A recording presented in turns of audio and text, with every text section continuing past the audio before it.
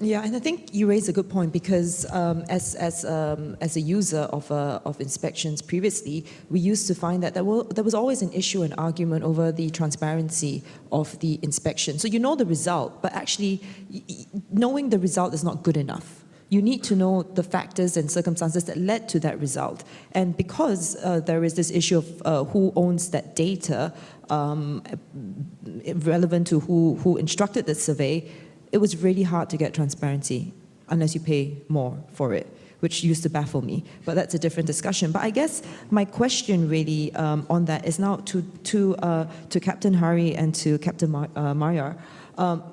Risk managers as a P&I club and industry association with Intertanko, when you look at platform benchmarking of vessels, and you said, there are issues around, okay, who's instructing, there could be bias, there may not be bias, depends on the scale of the data. When your members come to you and say, well, I have Idwal or Rightship, high-rated ship, how much credibility do you attach to that? And do you have any concerns over a platform or a move towards a more platforms inspection at scale way of dealing with inspections and standardization?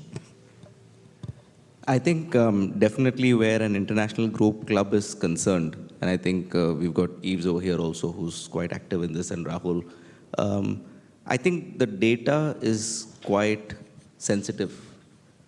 While it's the international group, I'm not so sure there's as much collaboration on a lot of statistical data because everybody's got, I think, rights on their own data. So if we go on a platform, definitely there would be a lot of concerns on how that data is ring-fenced, how that is whether sanitized or not, how it's going to be exposed further. But I guess when we come with Rightship and with Idwal and all that, I think there is that sense of security because their reputation also precedes. But again, going back to there, let's talk of smaller vessels. The Shipowners Club insures smaller vessels, tugs and barges.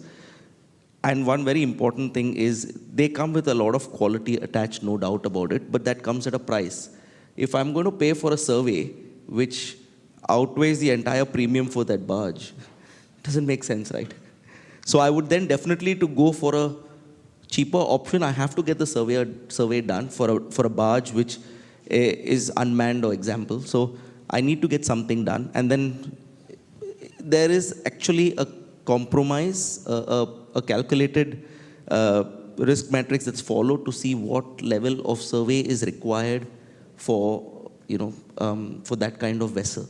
Again, the scope of survey. And it also touches on now another element, human element, again, the quality of the surveyor, the accreditation of a surveyor. Anyone who comes out of sailing, even a second mate who's on a break for pocket money could do surveys. They do it.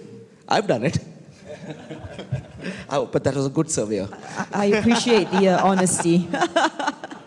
So, yeah, I mean, so where we would be assuming that there's certain level of accreditation. He goes through his hours of training, he goes through his hours of peer training, etc., all that. Or you could just have somebody else. Okay, we want somebody in Indonesia, he speaks Bahasa, that's 80% of the battle done.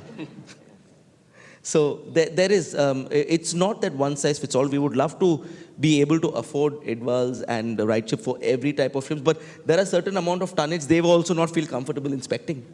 And that's all the spectrum of shipping from top to bottom. Yeah, I'll just go further to what Captain Hari said. It's very true. A lot depends on the inspector.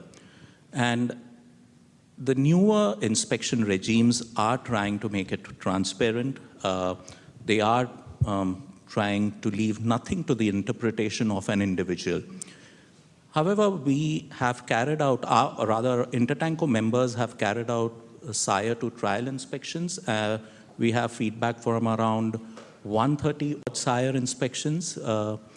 And we saw that however much you try, finally it's the inspector and the crew who are there on the spot.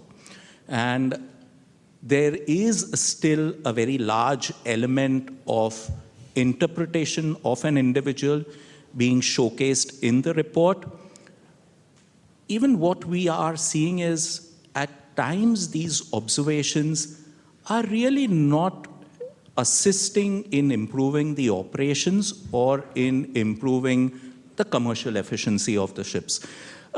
They are just leading to more and more of administrative burden to the operators and to the ship staff. A couple of years back, while I was still in my parent company and I was with the audit and inspection cell, our head always used to tell us that finally, the quality of the report does not depend on the number of observations that you have given as an inspector. It depends finally on how those observations are going to actually assist the seafarer to carry out a proper job, carry out a safe job, and carry out, efficiently those jobs that they are assigned to. So, yeah, bias, however much you want to remove it, there will be some bias, and that is where the training and awareness of the crew and the inspector, and most importantly, the end users of these programs should understand. So definitely a mindset change is required here.